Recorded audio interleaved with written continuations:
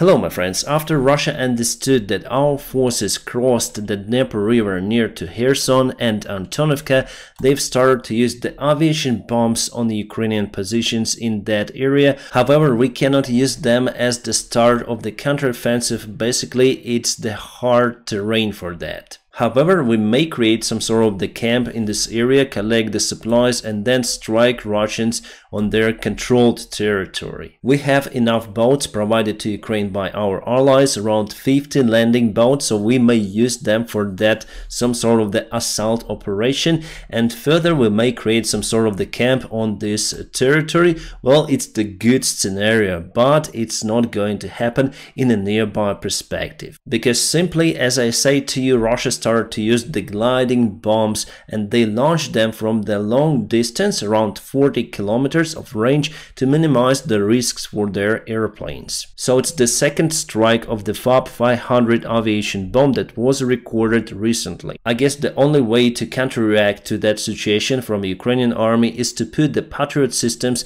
closer to the front lines. Or we may use aviation, but in our case the aviation of Ukrainian Air Force is just very old, so we are unable to use the long-range missiles to target Russian airplanes over their territory, and also our radars on MiG-29s are not that effective compared to the Russian radars on their modern jets. So the shelling is mostly happening on those islands and the Russians do not touch this territory so far. By the way, about the Patriot systems, we got the report from the Ukrainian Air Force commander that those systems were deployed in Ukraine, but we are unaware of their locations, obviously. But in general, I give like 90% that those systems will be used for the future counteroffensive because they may eliminate the threat for Ukrainian army coming from the Russian aviation. As you can see, they continue to use the aviation all across the Ukrainian front lines, especially on the south and on the eastern part of Ukraine. By the way, let's go to the recent update. We have the situation change in Novobakhmutivka. Novobakhmutivka location is over here and Russians moved just a little bit forward over here and it's very close to Avdiivka. Well, they've took the part of the railroad over here, but still they're unable to move towards Avdiivka in this area. The situation for them is standstill for a long time and Ukrainian forces continue to resist in this town. Plus, there was the report that Russia fired their artillery near to Hulai Pole, and there is the residential area, the private sector, near to Marfopil. So it was recorded by Ukrainian drones. As you can see, just small buildings over there, and there was no movement from the Russian side. We thought that it was the preparation for the possible attack of the Russian forces, but no, it was just the artillery fire. And as you can see, this village is very small to hide the armored vehicles, and also it's very dangerous to store them very close to the front lines. But yes, there are Ukrainian soldiers with light armored vehicles. Alright, let's go back to Kherson area because we have also the good news. Not just the Russian army bombs the positions in that area, but also Ukrainian army eliminated the Russian forces further away from the river near to Pidlisna village. And there was the video. I will publish it on my Telegram channel. So my friends, don't forget to check it in the video description just below. I use it as my alternate resource, so if something goes wrong with my YouTube channel, you may always find me on Telegram. So this is the area. By the way, my friends, you may also find the link for the Deep State map resource. This map is the best, I think, out there, and I use it constantly in my videos. And you may also support the team of the Deep State. They do a fantastic job analyzing the situation. And there is the Russian armored vehicle out there, and Russians tried to hide it in the trees, but Ukraine used the artillery fire in that area. And there's the confirmation that the Russian armored vehicle was just destroyed. And speaking about the recent advancement of the Russian forces, they were forced actually to retreat a little because Ukrainian army fired artillery to their positions, and we have also the video about it. Unfortunately, I cannot post it on YouTube, but there is the road over here and Russians were just running away, hiding from the artillery fire, and they got some losses. The situation near to Marinka, it's the south from Avdiivka, and Russia tries to take this small town for many months, for more than half a year already, and recently they were able to take this hump over here, but they are now constantly under the artillery fire, and we also have the video and photo confirmation of that. As you can see, the town was totally demolished. But Ukrainian army had built so strong defense lines that Russia is unable to penetrate them. They've took half of the town over here, but unable to move forward. And this is the Bakhmut today. As you can see, there are lots of the fire from both of the sides in that city. And speaking about Bakhmut, there were no big changes for today. Actually, no changes for today were registered. The Ukrainian army continued to stay in defense, but we have some sort of the interesting video about this area. So Ukrainian aviation used the GDAM bombs over there, the gliding bombs provided to Ukrainian army by Americans. So in a way they're taking the ground, but immediately got demolished by our bombs. And I counted like 3 big booms over there, totally demolishing the 3 residential buildings. Obviously there are no civilians any longer, just look at those buildings, totally demolished. So it's the only shelter for our enemy. And there was the video published as well, how Russians tried to get to Ukrainian positions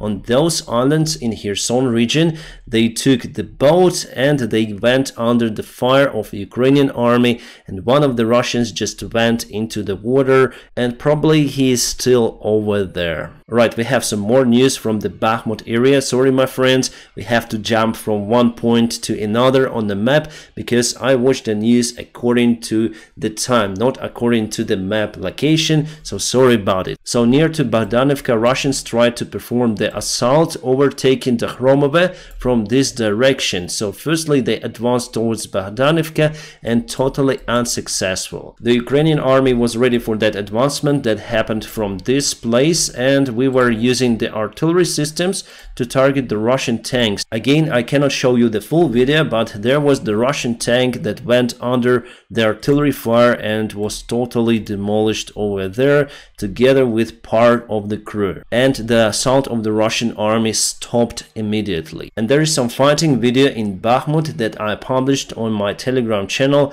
As you can see, the soil there is completely wet, and the forecast unfortunately is not good for this week. One cyclone with the rain has just passed the Ukrainian territory, but the new one is coming from the Scandinavia and from the European countries just to Ukraine. So there's gonna be rainy again. It's very unusual weather this year, my friends. It's very wet. Usually at the late April we have pretty much the stable weather, but I'm sure that during the May it will stabilize. And the weather now is the crucial factor for the Ukrainian counterattack. There was the report today that Russia have started the evacuation of the loyal officials from the town, which is very close to the nuclear power station. As a proof, we have the dialogue in a messenger between the officials and the local citizen, and they cannot provide the buses to that citizen because they are fully booked by other people. So evakuacja means evacuation, but officials just call it the special buses with the special routes. The United States deploys more cyber forces abroad to help to fight hackers,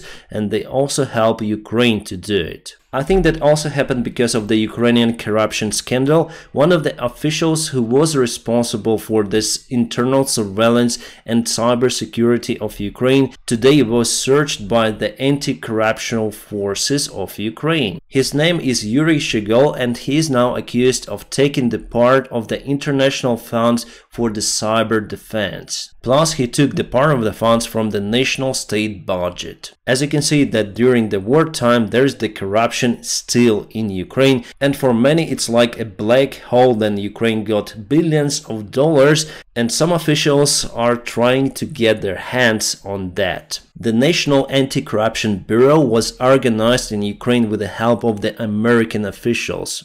And it's the only power, let's say, that may fight the corruption in Ukraine, because it's not being interfered by the president, by our government, parliament, or whatever. The Ukrainian government wanted to get rid of the National Anti-Corruption Bureau for many years by changing the director of that unit to their own puppet one. But they were unsuccessful with that, so National Anti-Corruption Bureau performs its tasks okay. But it's kind of the small organization and it's unable to handle the big Ukrainian corruption, the government corruption. Understand me right, there are good people in Ukrainian government, even in Ukrainian parliament, and I do support our President Zelensky, but still the corruption in Ukraine is astonishing. And that's why American officials send just their guys to take care about the cybersecurity, because they see that the funds are not going to the proper way. The highest fear that I have as Ukrainian is not fear of Russia or whatever. We just hate them. We just sad about this total situation and we are angry about Russia. But the fear I have that my country will not change after the war is over. There is the big chance that corruption will stay the same, and all of those officials were responsible also for the failed defense at the beginning of this war. Then Russian forces entered the south of Ukraine freely. So who is responsible for that? Why all of those roads were demined? So we still don't know. And now our soldiers have to pay their own lives to return the territory and the people back to Ukraine. So after all of that, if we will not be able to handle the Ukrainian corrupt government, to change it for better, to make reforms, my friends, it will be the big failure for Ukraine. And those people who left Ukraine as the refugees mostly will not come back because they will not see the future for their kids in Ukraine. About the war itself, I'm sure that we're gonna win it, but about corruption, I'm not sure. Alright, the news about the Abrams tanks that I don't really like. It appeared that those tanks that were delivered by United States to Germany are not for Ukrainian army, but just for the training purposes of the Ukrainian soldiers. We got this information from the Pentagon Speaker General Patrick Ryder. So our guys are going to the Germany on a training this week, and I thought that in 8 weeks we're gonna receive those tanks with our soldiers. But General Patrick says that we're gonna receive the better version of the tank, but a little later. He says this year. So it appeared that the previous delivery schedule was correct. We're gonna receive them in September or October. Great news, the Ukraine was able to evacuate its citizens from Sudan, and not only, there are also some other nationalities, citizens of Georgia and Peru. All of the SkyUp Airlines employees were taken from Khartoum. Unfortunately, one of the Ukrainians' Boeing 737 was totally lost out there because of the fighting, and still there is one more Boeing 737 of SkyUp Airlines is located in Khartoum. For now, we may say that the airline is unable to take that airplane out, so they lost 2 of the airplanes. And here is the satellite image of the trenches that Russians were able to build near to the Dnieper River on the south part. So there are some vulnerable areas for them, as they think, and they dig down into the ground, created the defense lines. The British intelligence says that Russian losses decreased by 30%, but also the advancement of the Russian forces decreased this month, so that is why. So Russian losses highly likely are reduced after their failed attempt of the winter offensive. The only achievement that they had during the winter time is the Solidar town, that's it. My friends, I'm gonna keep you updated on situation in Ukraine. Now please press the like to this video, and if you want to support my job, there are some links in the video description just below. You may also support me on Patreon or on the sponsorship on this YouTube channel. Thank you so much for your help. I wish you all a peaceful sky wherever you are, and have a great time.